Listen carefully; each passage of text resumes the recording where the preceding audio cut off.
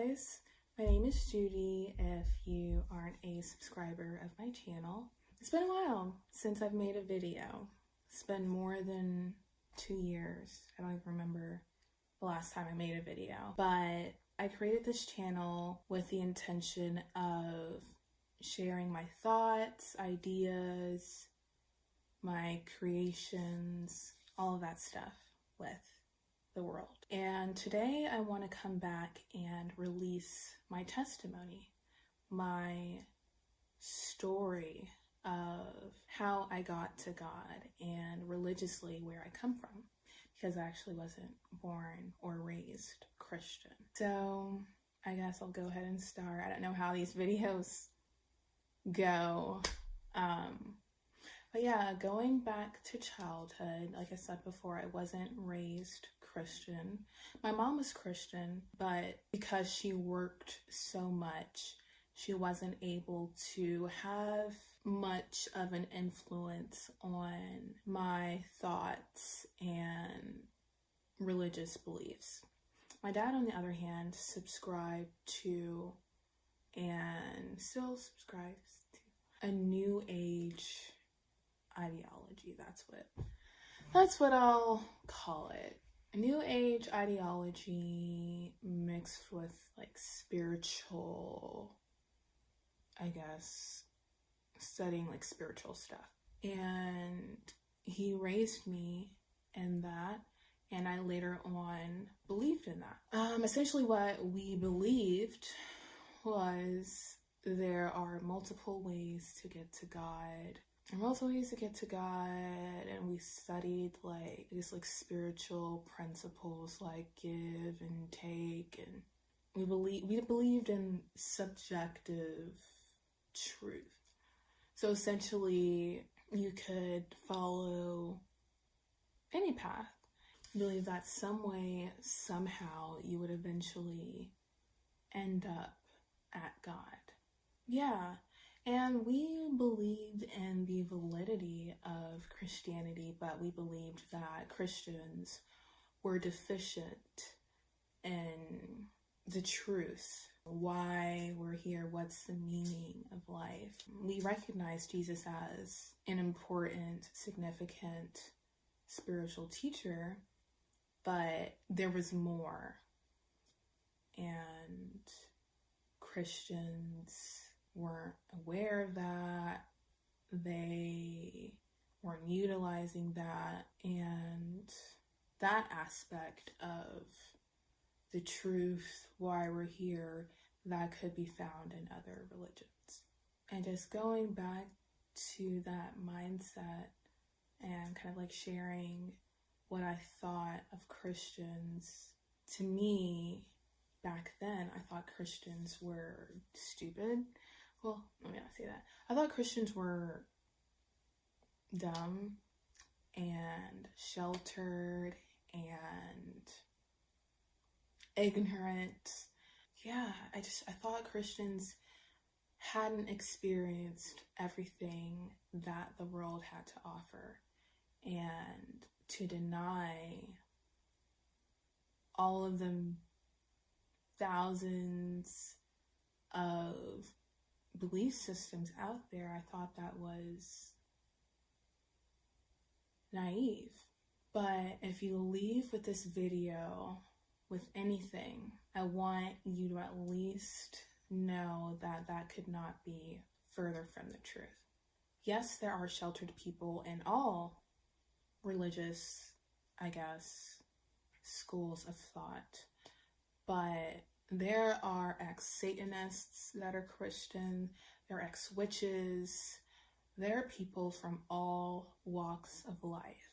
So it's not that Christians are, there are ignorant Christians or ignorant people in all groups, like I said, but it's not that Christianity is ignorant to all of the many things, and it's not that these things don't make you feel something or might bring about some kind of result, because after all, these thousands and thousands, millions of people wouldn't believe in these schools of thought if they didn't feel anything, if something didn't happen. For example, law of attraction. I, as a Christian, am saying, yes, law of attraction can give you things.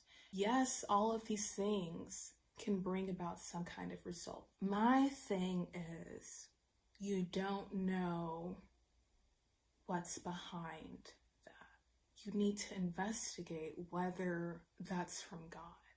If you give any validity to the Bible at all, this might have some relevance to you. But in the Bible, when Jesus was in the desert for 40 days, Satan came to him and they were standing on a cliff looking at, I guess, the city, the world. And Satan told Jesus, I'll give you everything that you can see, everything this world has to offer, if you bow down and follow me and praise me, or something like that. Satan told Jesus, the Jesus, that.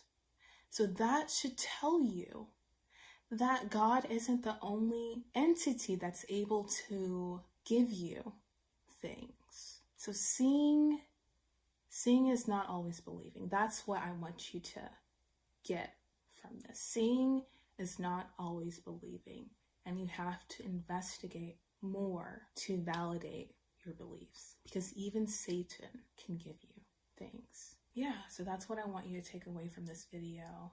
But going back to my story, grew up New Age, was raised New Age before it was even called New Age, really. But yeah, I believed in New Age. And in hindsight, now that I know better, our ideology and some of the things that we would do opened a lot of doors spiritually. And I can actually remember the exact moment that those doors were opened. The exact moment. Even as I was doing it, I felt like, this is a little weird. Yes, I believe in this, but this doesn't feel right. I can remember the exact moment. But yeah, doors were opened spiritually. Because these doors were opened, I had a very paranormal childhood. Doors would open literally before my eyes. Doors would close before my eyes. At my dad's house, my bedroom was on a floor where no one else was. There was a bunch of empty bedrooms on that floor.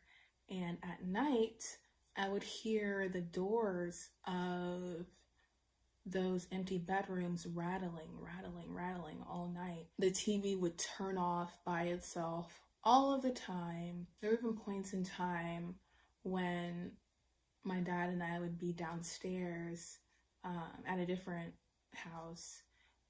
We had moved then, but my dad and I would be downstairs and we would literally hear footsteps running upstairs, jumping. The presence of these entities were very dominant in the sense that they had a right to be here. It was so dominant that they didn't even care that we heard them.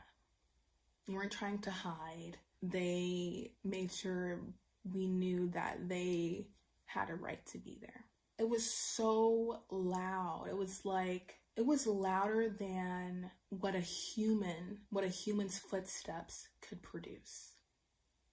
Even my dad, more than 200 pounds, him running upstairs could never produce that kind of loudness. I had sleep paralysis almost every night. It got so bad to the point that I wouldn't even sleep at night. I would just wait until it would get light outside and then I'd go to sleep. And even then, I wouldn't really sleep long. I was very restless. Yeah, sleep paralysis every night. I had dreams all of the time. Dreams in combination with sleep paralysis. But on one particular night, I was at my mom's house and I was home alone. My mom had to go to work.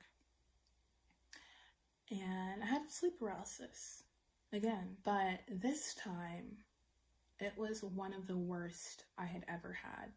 Not only did I have sleep paralysis, but whatever entity that was giving me sleep paralysis, that entity tried to push me out of my body. And immediately, when it started happening, I realized what was going on, and I started fighting back. And it wasn't like hands pushing me. I would describe it like the force you feel when you put two magnets of opposite poles, well, not opposite poles, of the same pole. If you put two magnets with the same poles next to each other and you try to push them together, that repulsive force is what it felt like. It felt like the entity was a magnet and I was a magnet. And so the entity is pushing and I'm pushing back. The entity's pushing, I'm pushing back. The entity's pushing, I'm pushing back. And then I remember what the New Age ideology that I believed in taught me to do when I'm in a situation like this, when I'm in some kind of trouble, danger, spiritual attack, whatever. It taught me to call on this name. So I call on this name.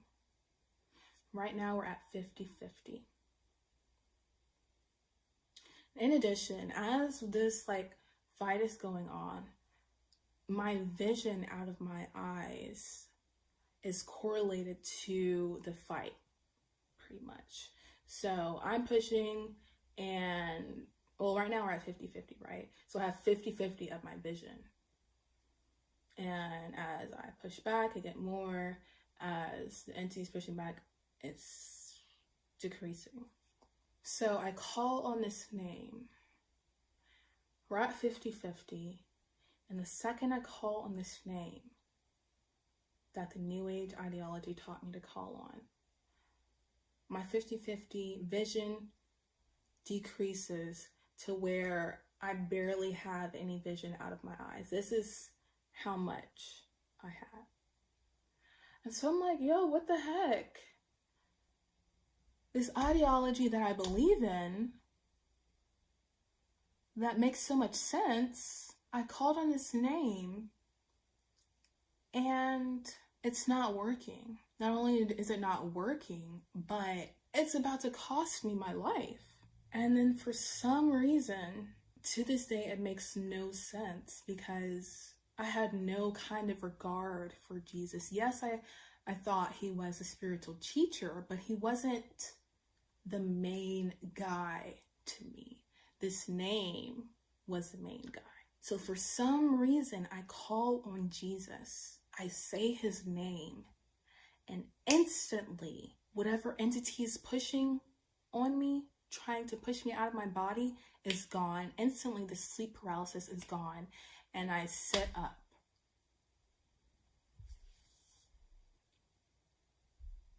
And I'm sitting there so shook. I was shook for a few days after that. Because the premise of the New Age ideology was that Jesus was not the main guy. That's what the ideology taught. Jesus wasn't enough.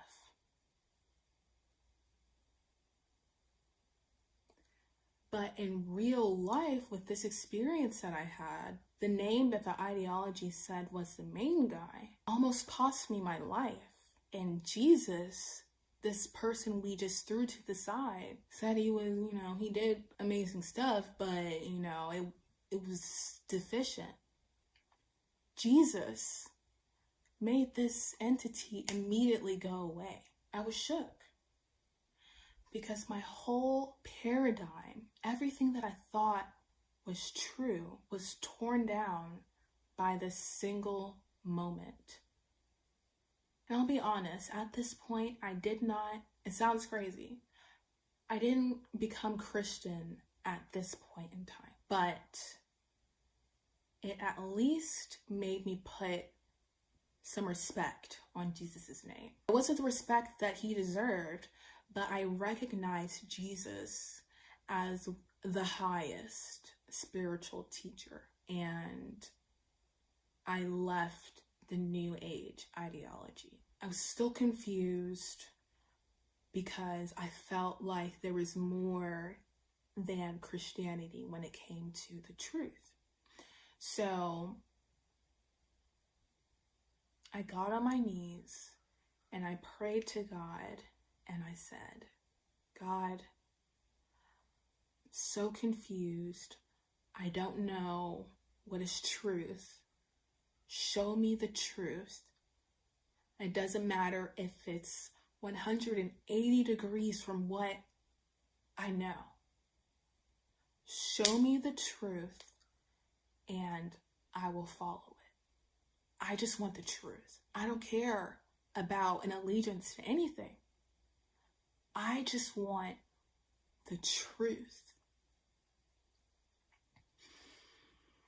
So I said this prayer, and this all happened when I was maybe 13, 14 years old. I know that sounds crazy, but because I was in an environment filled with so many paranormal things and I had so many paranormal experiences, I started asking questions about life earlier on than, I guess, most people. And I started exploring religions earlier on. But even at this age, I was full as a 23-year-old. I forgot how old I was. I'm trying to forget because I'm so old. Well, I'm not old, but I am getting there. So I say this as a 23-year-old young woman that at 13, 14 years old, I was fully aware of what was going on. So yeah, I prayed this prayer and I start my journey of exploring more religions.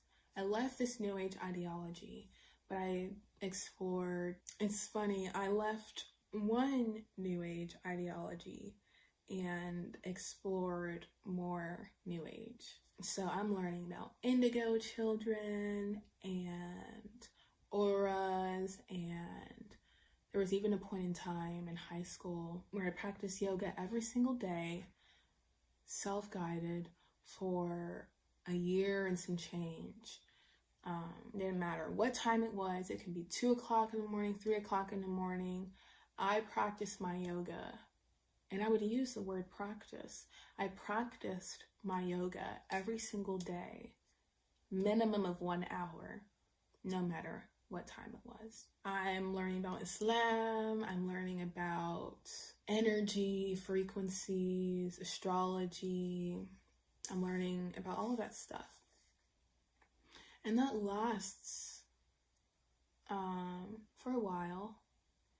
And it wasn't until freshman year in college that things started to change. As I'm going through this exploration, I know that whatever I end up believing, it has to include Jesus because of this moment I had when I was 13, 14 years old. It wasn't until freshman year that some of the ideas that I had accepted, God used people in my life who weren't even Christian, which is the craziest thing, who weren't even Christian.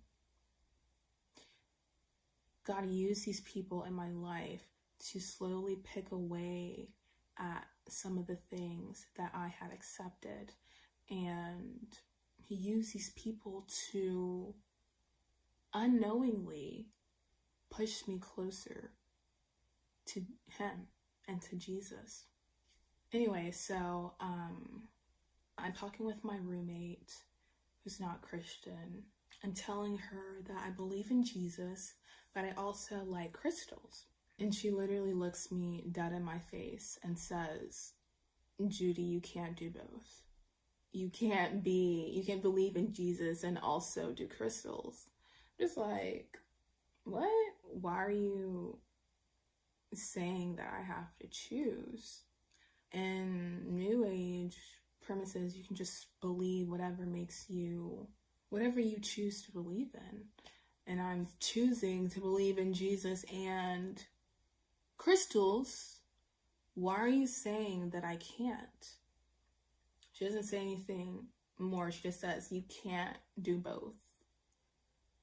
And so I'm looking at the crystal that I have sideways, and I'm trying to figure out what she means by this and why this is incompatible with Jesus. At this time, I hadn't read too much into the Bible. I just knew from my experience that Jesus, some way, somehow, had a part to play in truth. So I knew I was holding on to Jesus, which means, something might gotta be off with these crystals. So, thinking about what my roommate said, saying that I have to choose because they're not compatible, I'm looking at this crystal sideways.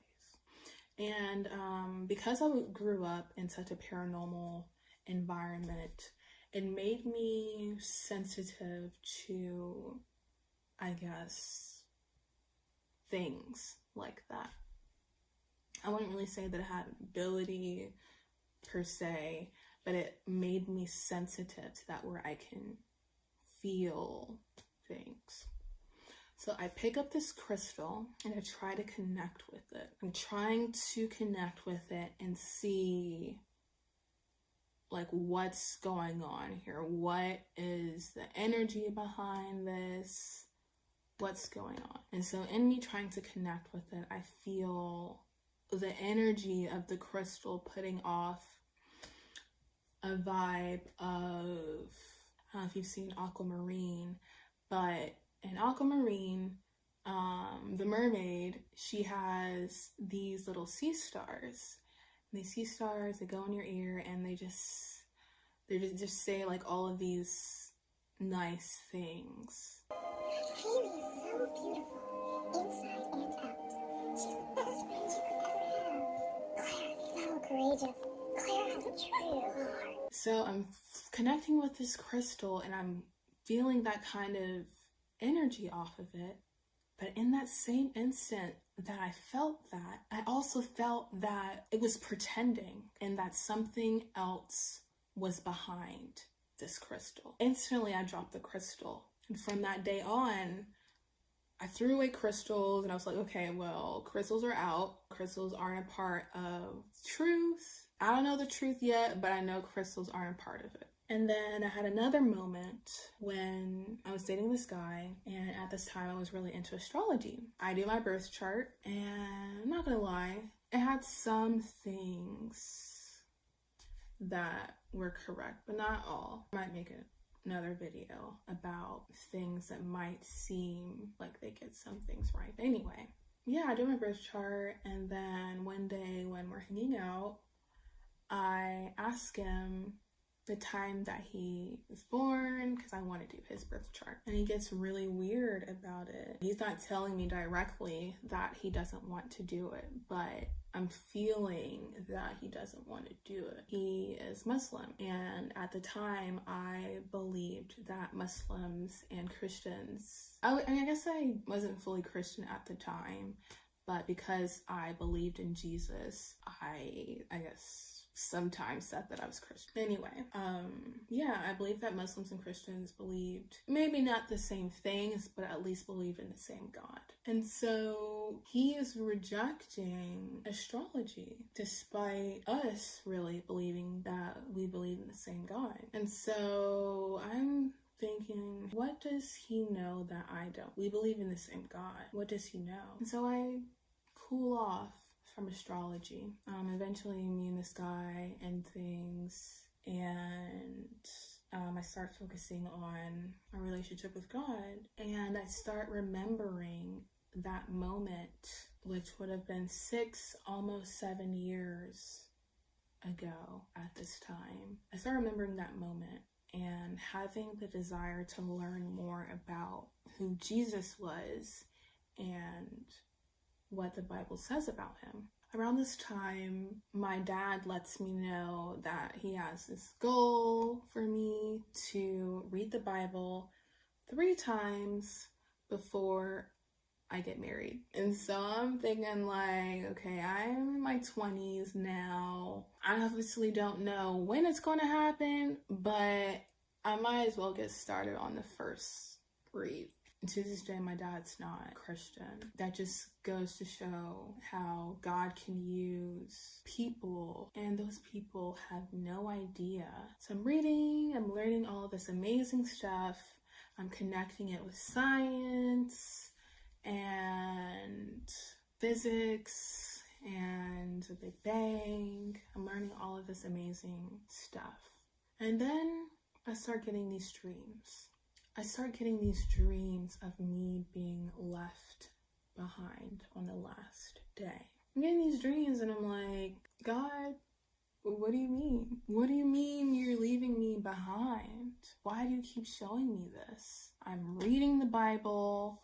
I know all of this stuff. I'm studying all the time. I'm researching. Why do you keep showing me that I'm getting left behind on the last day? And I had these dreams like 3 or 4 times, and I can't figure out what God is telling me. I can't figure it out, but I just continue to sow into my relationship with God and ask him why. So now it's fall semester of 2018.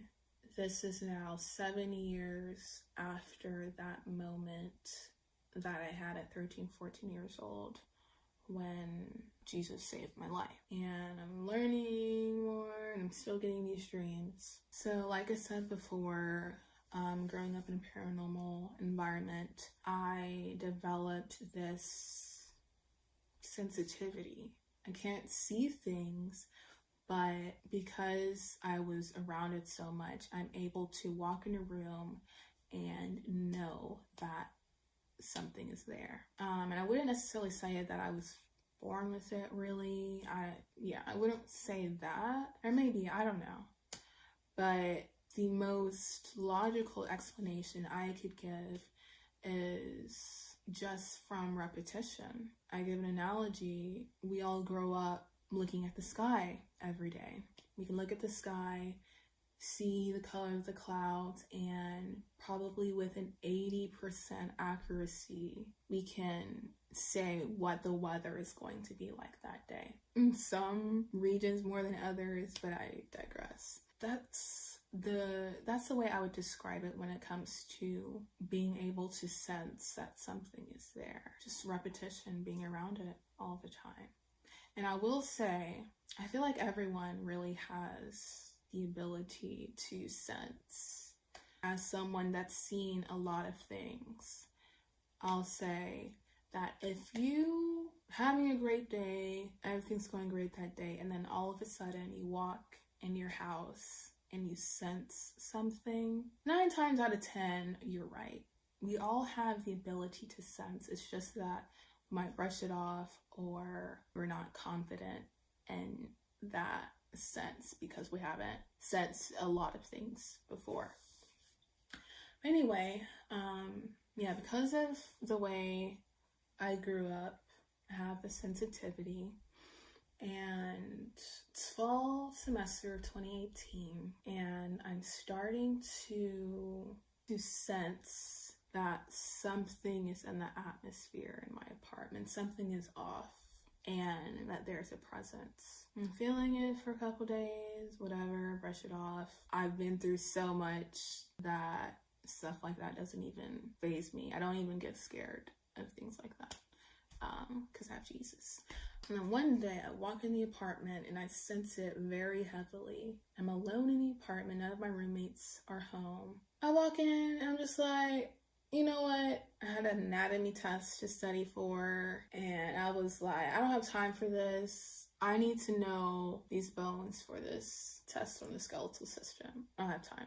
So I leave and I go to study on campus. Now at my university, a lot of the tests seem to be, I guess, synchronized across campus. 7 times out of 10, if you have a test, there are thousands of people that have a test as well. And because of that, all the study spaces are just full of people studying for their tests. But I knew a place on campus that no one really knew about, had nice bathrooms, smelled nice, everything was great.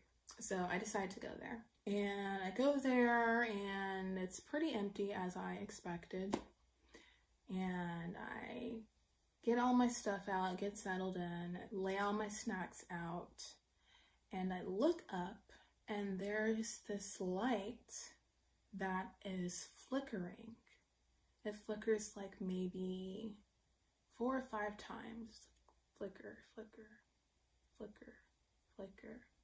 It flickers very eerily, like the movies. I see that and I'm like, okay, no, I gotta go.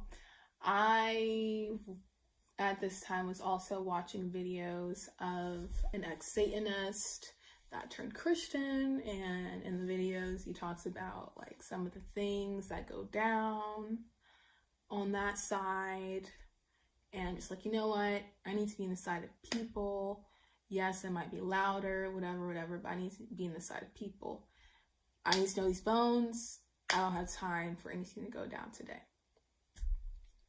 So I walk to a library that's not too far from this hotel, from our campus hotel. And I went to a southern university, and in the south we have these bugs called cicadas, and they make this pretty neutral buzzing sound. In front of the library that I was walking to, there's this wooded area. So I'm walking by this wooded area. It has cicadas in it, so I'm hearing cicadas. And then all of a sudden, the cicadas sound turns into the sound of a snake hissing. And it does it twice as I'm walking in. This is not, okay, so this is supernatural. Something's going on. But you know what?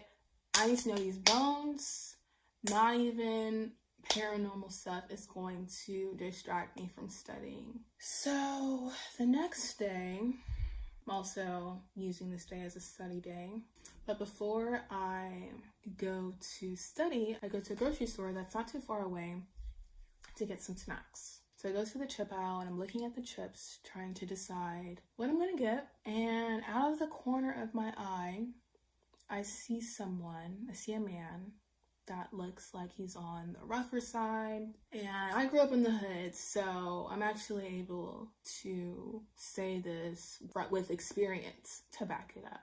But this man looks like he's on something. I'm looking from the corner of my eye, and I see that he does a double take. And I look at him, and he looks at me as if he recognizes me, but we've never met, ever. Don't know this man at all. He walks by my aisle, and this aisle was kind of weird. Not only did it have entrances from the top and the bottom, but it also had an entrance from the middle of the aisle. And this man goes around and enters from the middle of the aisle, and he looks at me, and he's giving me the creepiest smile. He's smiling at me, and I'm staring him down because I'm on high alert. All the stuff that I experienced the other day, I'm on high alert. I know things are heightened right now. We're staring each other down, and he's walking behind me, and he walks to the top of the aisle, and we're having a stare down the whole time. Because I'm like, I'm not scared of you. You ain't finna do nothing to me. Like I said before, I have a sensitivity to this type of stuff. I know what's going on, so I'm staring it down. People enter the aisle, see what's going on. They're looking back and forth like, yo, what's going on? He's giving you this creepy smile. They all are staring each other down like, what's going on? And we're just staring each other down. Still smiling at me. Sinister. The smile was so sinister. I knew what was up. And I'm like, you know what? I need to know these bones. I don't have time for this. Let me get my snacks and let me go. And I go to study. Everything's great. You know when you're so thrown off and on edge that you try to make yourself feel better by denying what you saw or denying the things that have happened that have made you on edge. So a couple of days go by and I'm just like, you know what? I'm tripping. I'm overthinking things. This is all in my head. I'm just tripping. And I'm holding on to that because it makes me feel better. I mean, I know deep down that I'm not tripping, but I'm just telling myself that I'm tripping. And then I get a call from my dad.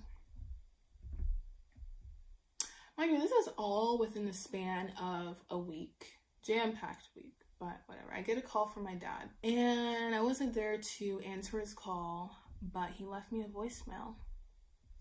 On the voicemail, he said, "Judy, call me back. It's urgent." I was like, urgent?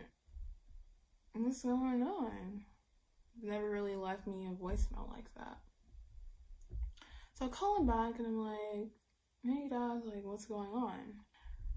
And he tells me that my aunt called and wants to talk to me. Now I wasn't really raised around my extended family, so I love my aunt. I think she's cool. I think she's actually really cool.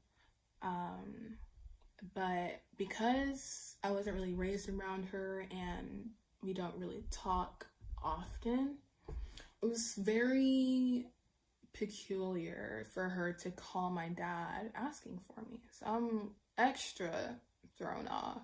So I'm like, "Okay, Dad, I'll call her and see what's going on." I call my aunt and, she asked me how I'm doing, whatever. And then she asks me if I'm okay. I'm like, "Yeah, I'm okay." And then she tells me that her friend had called her and asked her if she knew someone named Judy. And at first she said no, because she was mainly only thinking of the people that she sees every day, like her coworkers, just like immediate people around her. She says no. And then later on, she calls her back and she says, "Actually, yeah, I know someone named Judy. My niece that's miles away, her name's Judy." She's like, "Okay, yeah, something is telling me that we need to be praying seriously for Judy. We need to be praying for her safety." And when she told me that, I was like, great. All the stuff that's been happening, it's not in my head. Great. Now I don't have that blissful ignorance. All the stuff that I was experiencing is actually happening. This stuff is real. So not only did I feel like spiritually that side of things was heightening, like evil, I guess, manifestations were heightening, but my relationship with God was also heightening. It felt like everything was coming to a peak. And I've watched some other testimonies and it seems like that tends to happen a lot. But anyway, it seemed like everything was coming to a peak. I still don't know why I keep getting these dreams of me getting left behind. So I'm praying really seriously. Got this new information. I'm just like, okay, I need to figure out my relationship with God. I need to know what I'm doing wrong. What am I missing? Why do you keep giving me these dreams of me getting left behind? And then I have this realization that all of this time of me reading and researching and finding all of these connections, I wasn't making God the head of that process. I wasn't making Jesus the head of that process. I was trying to be in control of my salvation. I set all these standards for myself. Okay, I have to read the Bible all these times. I need to make all of these connections, and you connect this all back to science. I need to do all of these things.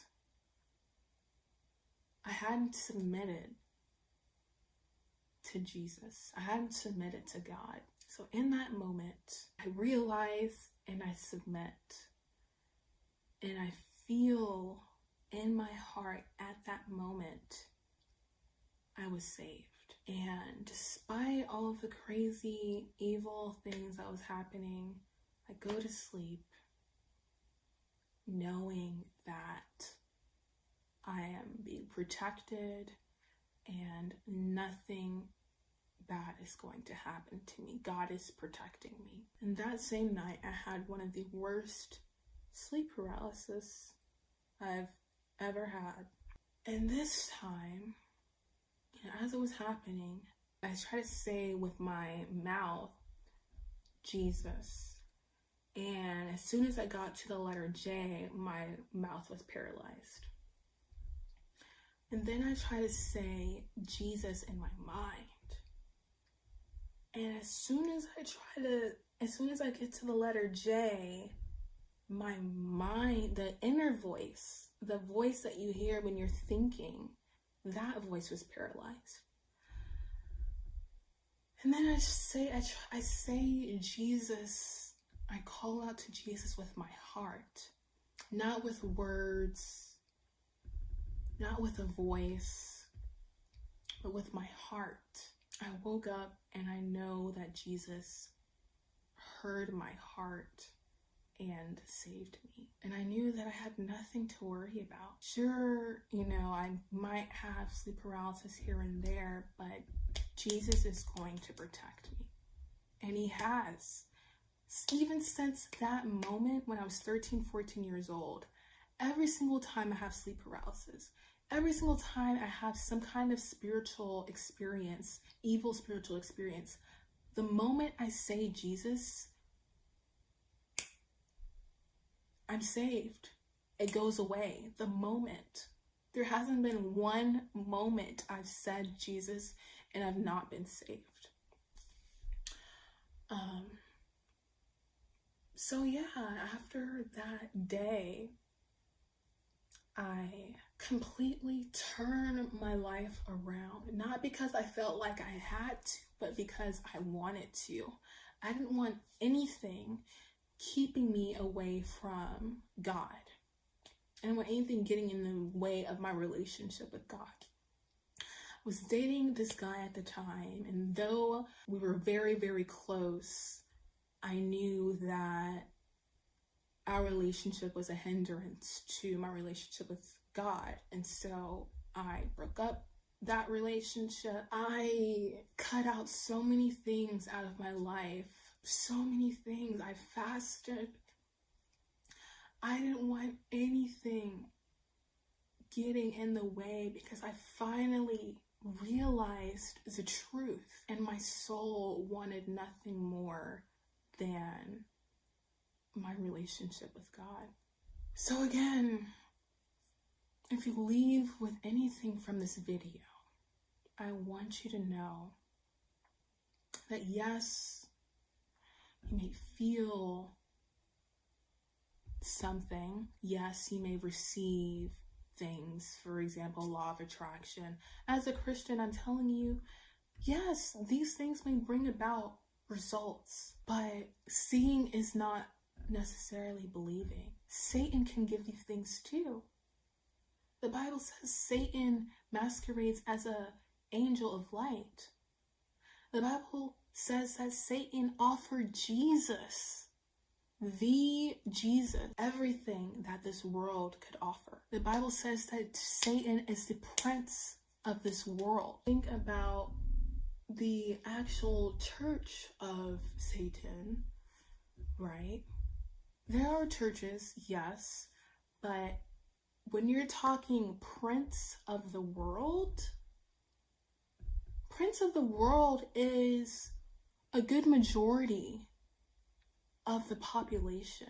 If we were able to count the amount of practicing Satanists, whether it's literal or metaphorical Satanism, it is such a small percentage of our population.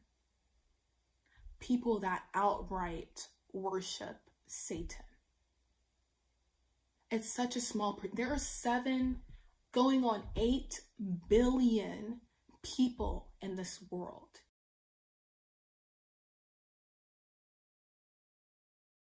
And in the Bible, it says that Satan is the prince. A small percentage of the population is not no prince to me. That's not a prince, okay? So that should tell you Satan is not only in the church of Satan, not only in what is outright worship of him.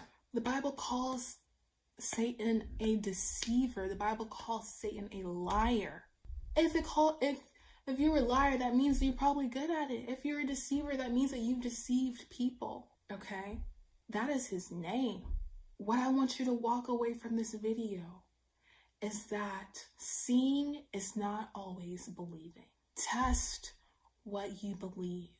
Satan has the ability to masquerade as an angel of light. He's able to do that. Test what you believe. That's all I have to say. I'm not here to judge anyone.